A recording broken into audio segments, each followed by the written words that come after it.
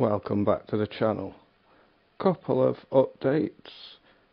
The shrimp are now in the new tank. Not so visible because there's at least 6 that are carrying eggs, and there's also one that's given birth.